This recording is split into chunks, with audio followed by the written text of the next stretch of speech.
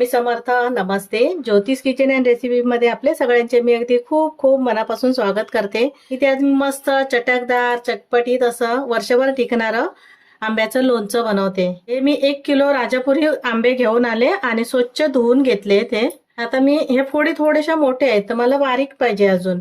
हे मी एक एक फोड आता बारीक थोडेशा अजून करून घेते. अशा मोठ्या फोडी असल्यानं तर खाते वेळी आपल्याला आवडत नाही ना जास्त मोठ्या अशा, तर मी थोडं जमेल तेवढं असं अजून बारीक करून घेते. म्हणजे बारीक बारीक चांगले वाटतात. काही मोठे आहेत काही छोटे आहेत. ज्या अशा बारीक त्या तशाच ठेवायच्या आणि थोड्या मोठ्या असल्या तर अशा बारीक करून घ्यायच्या थोड्याशा. अशा फोड अशी मोठी आहे ना, इथे मी सर्व या अशा बारीक बारीक फोडी करून घेते. आता इथे मी अशी बारीक कैरी कापून घेतली. अशा बारीक फोडी केल्या ना खायला पण बरं वाटतात आणि मोठ्या फोडी असल्या तर मग त्या पण अर्ध्या खाल्ल्या जातात अर्ध्या टाकून दिल्या जातात. त्याच्यामुळे शक्यतो अशा मध्यम फोडी करून घ्यायचा. तर मी ह्याच्यामध्ये मीठ घालून घेते. हे खडे मीठ घेतलंय मी, तुम्ही बारीक मीठ घेतला तरी चालेल. इथे मी 2 ते 3 चमचेभर मीठ घातलं. 1 किलो कैरी आहे आपली, त्याच्यासाठी मी 3 चमचे मीठ घालून घेतलंय. हळद घालून घेते. हा मोठा चमचा आहे त्याच्यामुळे मी अर्धा चमचाच घेतली आता. आणि व्यवस्थित असं मिक्स करून घ्यायचं. चमच्याने घ्या किंवा असं हलवून मिक्स करून घेतलं ना तरी चालेल. असं पण लागतं. सगळ्या बाजूने असं व्यवस्थित मिक्स करून घ्यायचं. इथे मी सर्व फोडी वर खाली करून घेतल्या, हलवून घेतलं आणि सगळीकडे मीठ हळद लागली गेली आहे. आता मी झाकण ठेवते आणि रात्रभर असंच ठेवून देणार आहे आणि दुसऱ्या दिवशी थोडंसं मग उन्हात ठेवते. आता मी झाकून ठेवून देते. इथे मी कैरीमध्ये हळद आणि मीठ घालून ठेवलेलं हे आता आपल्याला एका चाळणीमध्ये काढून घ्यायचे. पाणी आलंय, भरपूर पाणी सुटलंय. काय करते, खाली प्लेट ठेवली आणि त्याच्यावरही चाळण ठेवते आणि त्यामध्ये घालून घेते. कैरी पूर्ण काढून घेते. पाणी पूर्ण नितळून जाईल. पूर्ण पाणी नितळलं ना की थोडं हवेवर किंवा एखादा दिवस असं उन्हात थोडंसं ठेवून घ्यायचंय. तर मी आता हे पाणी नितळलं की थोडंसं उन्हामध्ये ठेवून घेते. असं पोळ खायला मस्त वाटतं ना, असं मीठ लागलेलं हळद लागलेलं खावं वाटतं ना, तोंडाला पाणी सुटतं असं. इथे आता हे पूर्ण भांड्यामध्ये ठेवते आणि 1 दिवस मी किंवा थोडंसं उन्हामध्ये वाळवून घेते पाणी निघाल्यानंतर. तोपर्यंत मसाला बनवून घेते. मी कैऱ्या 1 दिवस उन्हामध्ये ठेवल्या आहेत आणि तोपर्यंत मी घरच्या घरी मसाला बनवून घेते. मी विकतचा मसाला आणणार नाहीये. तर काय काय मसाला घेतलाय तो दाखवते. पहिलं इथे 4 चमचे मी धने घेतले आहेत. कारण मी वेगळ्या 2 प्रकारे करणार आहे ना लोणचं, त्याच्यामुळे मी 4 चमचे घेतले आहेत धने. मेथी घेतली आहे 1 चमचा आहे, पूर्ण भरून नाहीये. हिंग घेतलंय 2 चमचे हिंग आहे. हिंगाचा स्वाद छान वाटतो लोणच्याला. या सुक्या मिरच्या घेतल्या आहेत आणि हे आपलं काश्मीरी मिरची पावडर आहे 2 चमचे घेतले, कलर यासाठी घेतले. आपली ह्याची डाळ घेतली आहे, राईची डाळ घेतली आहे. ओवा घेतलाय 1 चमचा ओवा आहे. हे मिरची पावडर घेतली आहे, आपली लाल तिखट आहे. थोड्या मिरच्या घेतल्या आहेत आणि थोडे लाल तिखट घालणार आहे. ते पण 3 चमचे घेतलाय एवढं. 2 चमचे राई घेतली आहे, 2 चमचे जिरं घेतलंय आणि इथे लसूण घेतली आहे. हे लसूणचं मी वेगळं लोणचं करणार आहे. तर त्यासाठी मी पहिलं काय करते, हे सर्व मसाले भाजून घेते. तर फक्त मला हे एवढेच मसाले भाजून घ्यायचे. धने, जिरं, राई, मेथी आणि ओवा आणि हे मिरच्या भाजून मी थंड करून मिक्सरला वाटून घेते. इथे मसाले थंड केले आणि छोट्या मिक्सरच्या भांड्यामध्ये काढून घेतलंय. त्यामध्ये मिरची पण घालून घेते, तुकडे करून घालते थोडे. पूर्ण मिरची मी तोडून घेते. हे मी आता मसाले सर्व वाटून घेते. इथे मसाला वाटून घेतलाय हा मी आता बाजूला ठेवते आणि तोपर्यंत आपल्या कैऱ्या पण थोड्याशा सुकतील. मसाला वाटून तयार झालाय. मी कैऱ्या सुकून घेते मी तोपर्यंत थोड्याशा. मी इथे मसाला वाटून घेतलाय मिक्सरला. मिरची आणि सर्व मसाला थंड करून मी वाटून घेतलाय. आपल्याला फक्त भांडी ओलसर नाही पाहिजे. कुठचंही भांडं घेणार, चमचा असू दे काही असू दे. आता हे मसाला मी एका भांड्यामध्ये काढून घेते आणि चमचा घेणार, तो पण सुकाच घ्यायचा, एकदम ओलसर काय घ्यायचं नाही. खूप मस्त असं हे लोणचं होतं, चवदार. थोडा मसाला थोडा जास्त पाहिजे, मग खायला बरं वाटतं. खार असेल ना लोणच्यामध्ये. सर्व मसाला मी एका भांड्यात काढून घेतलं.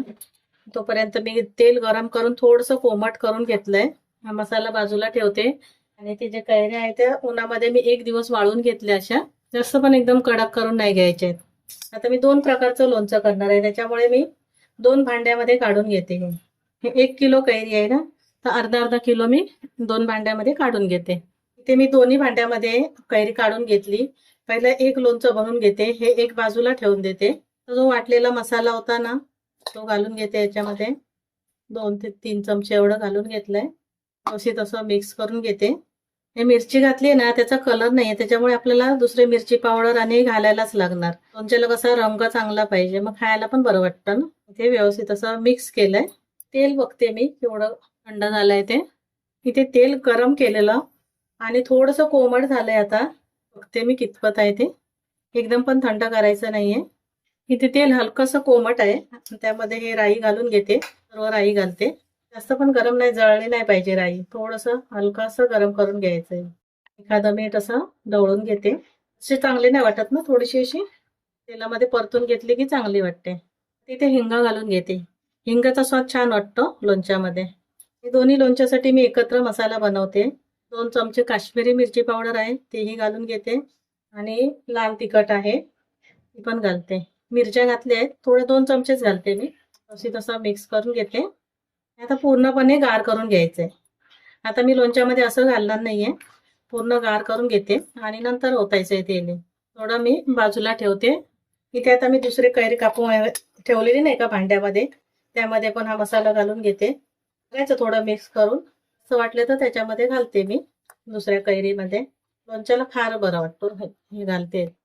इथे वाटलेला सर्व मसाला मी घालून घेतलाय.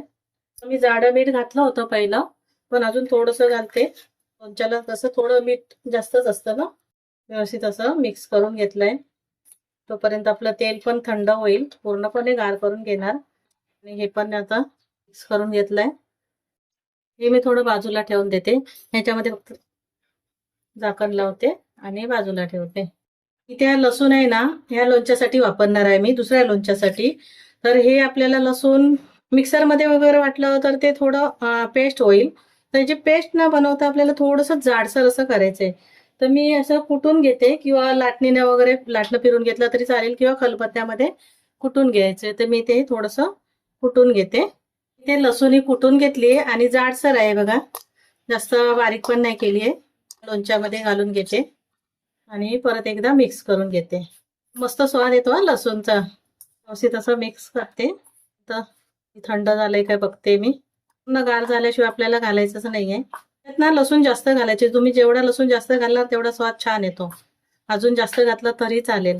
हे झालंय, मी ठेवून देते बाजूला. परत आपल्याला काचेची भरणी तयार करायची आहे लोणचं भरायसाठी. लोणचं भरायसाठी इथे मी काचेची भरणी घेतली आहे आणि स्वच्छ धुवून सुकवून घेतली. इथे तवा ठेवलाय, चांगला गरम झालाय. त्यामध्ये हिंग घालून घेते आणि हिंगाची गॅस मी बंद करते. वाफ घ्यायची, त्यामुळे कसं लोणचं खराब नाही होणार. त्यामध्ये ठेवून नाही देणार, नाही तर मी फक्त वाफ ही पूर्ण फेवर असे लागले गेली पाहिजे. एक भरणी झाली, आता दुसरी असेच हे करून घेते. इथे मी लोणच्याचं पूर्णपणे तेल गार करून घेतलं. थोडंही गरम नाही पाहिजे, एकदम गार केलंय. आणि आता हे मी लोणच्यामध्ये घालून घेते.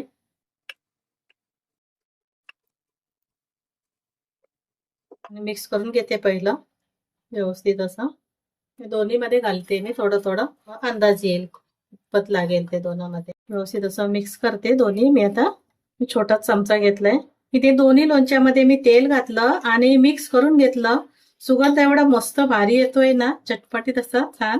ह्या लसूणचा स्वाद वगैरे एक मस्त छान येतोय. इथे आता थोडंसं तेल कमी वाटतंय, पण मी आता हे लोणचं आहे ना भरणीमध्ये आधी भरून नाही ठेवणार आहे. एक दिवस मी असंच झाकण लावून ठेवून देते आणि नंतर दुसऱ्या दिवशी मी भरणीमध्ये भरून ठेवणार आहे. तेल तेव्हा कमी वाटलं ना थोडं, तर परत थोडं गरम करून गार करून नंतर भरणीमध्ये भरल्यानंतर वरून तेल थोडंसं ओतून ठेवायचं. तर आता इथे आपलं हे लोणचं तयार झालं आहे. कशी वाटली लोणच्याची रेसिपी? आवडली असेल तर लाईक करा, शेअर करा आणि सबस्क्राईब करा. पुन्हा भेटू आपण अशाच एका नवीन रेसिपी सोबत. धन्यवाद.